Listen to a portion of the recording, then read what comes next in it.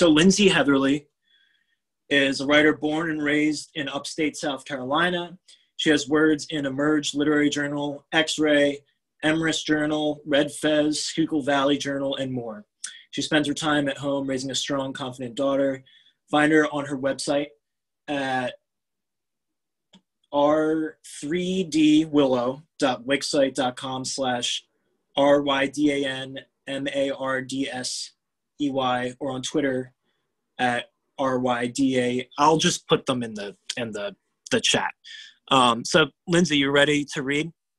Yeah, I'm ready. Thank you, Okay, Sean. great. Yeah, no problem. And thank you, Larry. My website is not easy. One day I'll pay the money to have my name on there, but right now I'm not. So thank you for having me again. It's good to see so many faces that I interact with on Twitter all the time. I'm going to start with, actually, Claire Taylor has a poem that just won the contest that Serotonin had. And she said that she was going to hop on here, but I wasn't sure how much time she had, so I'm going to do hers first in case she's listening. So her poem is called Resolve by Claire Taylor. I am trying to be more intentional. I hate when people use this word. Intentional, present, mindful. Take notice while washing the dishes. A mindfulness exercise suggests. Notice the suds, the gloss of the bubbles. Pay attention to the sound of the water spilling from the tap, hitting the sink basin, gliding over your skin. Focus on how the water swirls down the drain. Notice how each day is a series of small, repetitive tasks stacked atop each other. Not enough to fill you up, to make you whole, but enough to weigh you down. Note how the weight settles into your lower back, aching in the center, a pain originating deep in the bone. Something structural, something you are too old to bother correcting. Focus on your hands scrubbing the dishes, how the skin, grown loose with age, pulls around your knuckles. Notice how you barely recognize these hands, weak and sore, always struggling with jar lids. Notice how you barely recognize yourself, the folds of your middle like waves, one on top of the other. Note what it feels like to drown.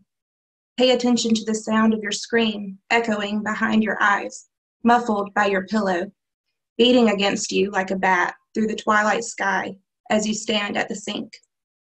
Notice the heat of the water, the way the food stains lift from the plates, everything washing clean, everything disappearing. Notice how the sun fades away, how the sky melts from orange to purple to impenetrable black, how night descends without a care. Take note of how another day is ending, and here you are, still standing. So that one just kind of blew me away. So thank you, Claire, for sharing that with everybody. Okay, I've got a couple I'm going to read that are mine. So I'll start with the one that I had published here at Serotonin, and it's When I Wash the Dishes. So it's kind of goes in with Claire's poem also. When I wash the dishes, I realize the tides in my brain are shifting. Once I'm singing along to my phone and running the sponge in sudsy circles inside and around the lip of the next to the last dirty bowl that rests atop the kitchen counter. I recognize a calm heart and peaceful breaths and wonder if my mania is muted, less severe than the patient seeking care at the place I am employed. For when I find myself cleaning the kitchen, washing the messes, righting the wrongs, wringing the sadness, for a moment, I find myself happy. So thank you, Sean, for taking that one. That was a real personal one. That isn't all poetry. The next one I'm going to read is one that Trampset published for me. It's The Night I Met God in the Drugstore. And thank you, C, because you helped me with this one, so I appreciate it. Okay. I met God at the aisle between analgesics and wound care. I was no longer in search for healing, so I settled for superficial repairs. He offered to cleanse me, to save me from myself. So he took a box of Band-Aids, peeled each one apart, and placed them across his skin. He said, "I am the body," and I asked if he would remember me. "Hush, child," he whispered, as his index finger brushed my cheek and landed upon my lips. "Healing is given to those who want to be saved." Okay, so I'll read this one and I'll read one more that is not mine. Time goes really fast, well, really slow, excuse me, whenever you're reading stuff. Okay. So this one was published in Anti-Heroin Chic, and it is Honey for Houseflies. You wave the back of your hand and strap up your jaw. Leave honey out for houseflies and cover your ears as you pray. You read your biography and smash the pages into your skin. Maybe the words will stick this time. You cry when you forget, and you know mountains do too. So you collect dandelions and crush them into your chest. You wait for them to take root and spread among your desert heart. But there are places even weeds refuse to grow. Okay, so that's all I'm going to read of mine, and then I'm going to read one more. I'm really into this book by Yersa Daly Ward, Bone. I love it. So my favorite one from her right now I'm going to read. It's called Not the End of the World, but Almost. The day was not the best, especially in my head. I was thinking calmly about stepping off the side of the mountain in the rain, arms outstretched, embracing this life, this empty space one last time, and making it look like an accident. My eyes were blurry with salt, and I hadn't eaten in days, but my mind was clearer than air on a blue sky morning in the Black country. I said, "No hard feelings, bright, hard world, but maybe, just maybe, you are not for me. Maybe I'm stretched too thinly, pressed too deeply into you in a shape that I can't keep without cramping. And maybe, just maybe, your breath is too cold. Perhaps human nature is just too fickle to understand, and rainbows aren't all they're cracked up to be. So why hang on until the rain ends?" That was when I saw you. Eyes did meet. Lightning did not flash, but I thought to myself, who wears a reindeer jersey and red shorts in May? And anyway, you looked kind, and the sun was peeping out a little, and the sky was still dark, and it was still drizzling, but everyone needs a little kindness. You have a smile that turns down at the corners, and those gentle kind of eyes. Those gentle kind of eyes. We sat on a hill in the car, looking at where the beach met the sea, and the rain hit them both, and I, quite desperately, quite selfishly, said, "Drive into the sea with me just once, and it's done." You drove fast in the opposite direction, to a blessed place of broken brick and stone, and said, "This used to be my childhood house," and then drove me further, on further, to a purple house safe up on the hillside, and said, "Hey, one day this will be home." It wasn't perfect. It isn't now. I still have days when I want to exit the system quicker than you can say, "Don't you dare give up now." And you still have days where you can't even taste the sweet and raw honey, and neither one of us believes in pills. Days when I so want to kiss you, but your mouth is sour and my thoughts are bitter and I'm angry, just mad, just crazy with it all. But we are each other's home, sweet home, love. The roof is screwed on too tight at times, and the walls of our house can pinch a little, but my God, they are always warm.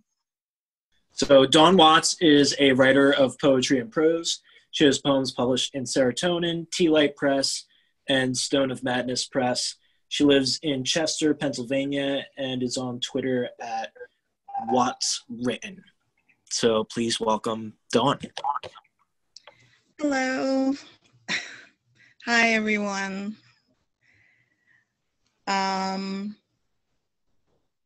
So I'd like to start off reading the poem that was in Serotonin. I will start with that. Daydreaming by the window at dusk. The better part of the day spent feeling the weight of an unknown gloom and doom shadow looming around my sleepless body. It is an illusion at best. At worst, just another taste of the abyss I sink into from time to time, just for the rush of indifference. There are better ways to watch the sun chase the moon across the sky. However, I have not the inclination nor the drive to spread the path with my footsteps mislaid on a chaotic destination. My memory is lapsing. This is not for the hunger of a new dawn to come, beckoning my undoing.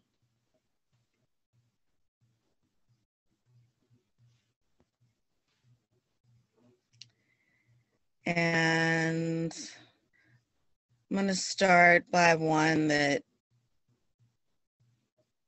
it's one of my favorites. This one was nominated for a Pushcart Prize. It's to Mama, Thoughts of a Dissonant Daughter. Mama, I can't bury no more thoughts in my belly. I swallow them whole, roots growing in my guts. My flesh itches and squirms. Can't scratch to ease my satisfaction. All this trouble makes me want to run. Where? The roots anchor my legs, my arms, covered. It's not me I'm turning into, twisting into another kind of tree to give no shade or shelter. What good can I do, Mama? I didn't listen, but you never warned me about thoughts. Or did I forget to hear? My ears went blind, nothing more to say. My mouth's full of roots. And that was published in Stone of Madness Press. I don't know if I mentioned that.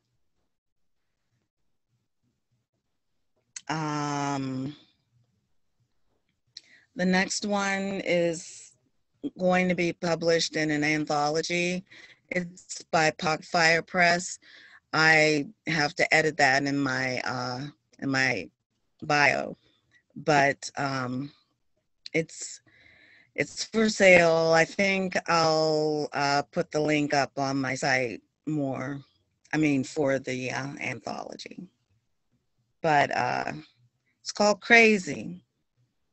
And it's that feeling you feel when you get crazy. I don't know how to describe it, but the title says it all. Okay, crazy. I know crazy. Had it by the tail, flung it over the fence, smeared it with my own blood and shit, along with the flesh of the rotting dead. Watched it fly like a skipping stone over regrets and rage. Had lunch in hell, fucked the devil, spit olive pits at the feet of God, and I hate olives. Like a lioness whose cubs have just been eaten by the motherfucker who lies in the sun all day, expecting dinner after carnage. I will take that bull meat full of thick red juice by the jugular, snapping its neck clean. Dare any come near my carnage of crazy. So I like that one very much.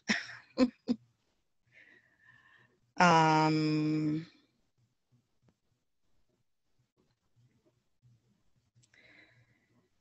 this one, Bound by Dreams, published in Tea Light Press. Bound by a Dream. In the dream form, her gender retreats in the vast emptiness, encompassing black. The void, the last voyage that requires a witness, deepens, but she remembers a future of the past, the liquid lust of the want, and the prey or prayer of love. All that is left contains a spirit of air, a dance of particles memory is swallowed. She wants to know greater still that the being shadowed in desire, comes to this end. The reins tethered by an invisible master, a version of herself undone to nothing. Strained upon her unseen spirit, the truth revealed as a blinding flood beyond climactic highs. She remembers why, seeking to intrude within a curious endeavor. I'm going to find one more to read.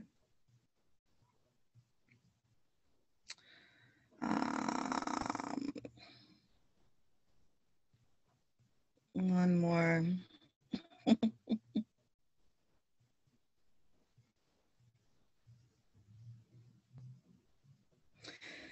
This one, I'm still looking for a home for it. I like it. I've played with it a lot, edited it, moved it around, and I'm just going to read it and see how it goes. Experiments in light and shadow. The gray light lingers, collecting between my fingers like twilight lust, commingling shadows. Thoughts kept secret within my flesh has no other way to prove itself alive, rather to die in dim light, reborn in scarlet fires, branded forever. And that one I'll probably still play with it a little bit more, but I think that's all that I have. That was wonderful, Dawn. Thank you so much.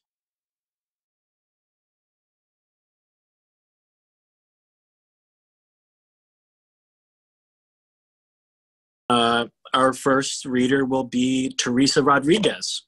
This is called To Be or Not to Be Medicated. It's in a book that I wrote called Jesus and Eros, Sonnets, Poems, and Songs. And as you tell, it's my struggle with medication and bipolar disorder. To burst, unfettered, in the manic way, the talking mouth that cannot stop to rest. Are you to say I cannot be this way? My fast brain bursting full of better, best? I sing, I write, I make. But can these be if creativity is dulled inside of me? If sentience devolves to reticence to fit the current psychopharma sense? How can I make the songs I sing so deeply, or make the heart that hears it cry so sweetly? I burn with heat as my pen works the page. How can a dullard bring the sage words of a sage? If neurons misfire, then why misfire mine? My flame will burn right out without a rhyme. You seek to keep the highs and lows at bay. You wish to even out the peaks and pits. But how can trees wave branches in the air if they become attenuated bits? My burst is lost. I love to burst. I love to bear a child in a poem. I love to work 12 hours at a thrust to give in words a newly labored tome. I love to touch. I love to feel. I love the sounds and hues of silk and steel. If diamonds and rust escape the sensory, why do you seek to take it all from me? Ah, yes, you see, you are complex. Your mind is broke and needs a kind of fix. We cannot have you run abouting, living, breathing, singing, shouting, and thinking too much too. So this is why these meds are good for you. Ah, yes, I know. The points on a momentary snowflake sparkle so. And yet, if it were to smooth it smoothingly, what shape would then the perfect snowflake be? In fairness, I do go low into the abyss. This pit is not when twirling my skirts, but rather when I render splits into my skin until it hurts. I can make tombs of closets or my bed, for sleeping hard and long can make you dead, but to a point, because I wake again. 'Tis true this ebb can flow out in the end. Ah, to straddle polar poles and not to sway. Healers of neuron makers and transmitters, give me back my brain's peculiar fritters. Pharma, grant no side-effected me, and psyche will dance in manic reverie. Thank you. So our next open mic reader, in the order that everybody said, Rami Obeid, another serotonin contributor. So everybody welcome Rami on board. So the one I'm going to be reading is called A Can of Cat Food. I'm awake at 4:47 a.m. My girlfriend and her family are still asleep as I get ready to go to the factories and the plants, but not the cat. The cat is at my door asking for food. Cats have no shame in asking.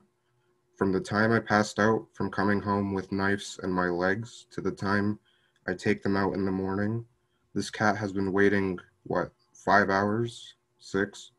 I don't really get a lot of sleep anymore. I don't let anyone hear me asking for anything anymore, especially Mercy. Thank you. Okay, our next open mic poet is Anik Yerim. Hi. Hi. I'm joining you from Germany today, and I'm reading this one for Lindsey, who knows it already, but it was important to me because she's been that kind of light during the last year. I'm a firm believer in fairy lights, the way they offer a twinkly hope for better days, the way they cut through the fog on winter nights, illuminated landing strips sparkling my walks round the neighborhood. An assembly of wayward, tiny stars. Ages ago, you handed me a small bundle, and on the wrapping paper you had written, "Those dark corners don't stand a chance." I switch them on at night, and every time I remember how good it felt to know that every once in a while, someone will see all your darkness and help you light it up. Okay, so our next open mic reader is, let's see, Barney Ashton Bullock. So this is something that I've written recently called Inferno al Forno, Impact plus 3 days, and the whole idea and the fear and the phobia is that this all escalates into something more like Armageddon than it already is. Inferno al Forno, Impact plus 3 days. Cobalting cinders in soot storms, a blanketing dust graphite, dead black clinker spun back into nightfall with no morn nor star. You said I was telegenic until my taste for ash, until the bankrupt shop units were hulled to make lino lane concourses for various novelty vending machines, until the cruciforms borne by looters had wireless CCTV nailed to each axis, arcing each orifice, their wan limbs shackled by bracelet and anklet tags, their movements shadowed by weaponized drones. I have no coins to spend or insert, all long since smelt or dealt, all pockets full of oxides. I'd rather have been pilloried, scourged, and cook-pot quartered than be in this constant state of reminisce where urinals and not legs were lacquered in perma-drip masticity of piss. And your soul and my soul, miles adrift and miles apart, cankered in a centrifuge of dead sparks.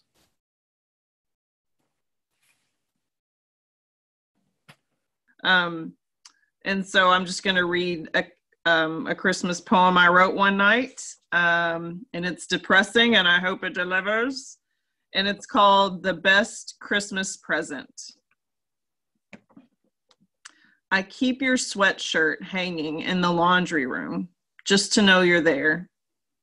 We drove around looking at Christmas lights tonight. Both kids had candy and grins as I wiped away tears between the blow-up Santas and twinkling reds. When we got home, I pulled your sweatshirt down, pushed it in my face, and took a deep breath in, trying to find a piece of you. That was a fantastic poetry reading. That was one of my favorite poetry readings over Zoom that I've experienced, and I'm just so happy that you all joined us. The featured readers and the open mic was top tier. It was top notch, fantastic, everybody. So yeah, if you haven't checked it out, check out Moonstone Art Center, moonstoneartcenter.org. They have open calls for submissions for chapbooks. If you haven't had a chapbook published yet and you would like to have your own chapbook of poems published, submit to Moonstone. It's a great, I have 2 books out from Moonstone from a few years ago. It's a great small press. Also check out, be on the lookout for Serotonin, what we publish, and submit to us if you haven't already.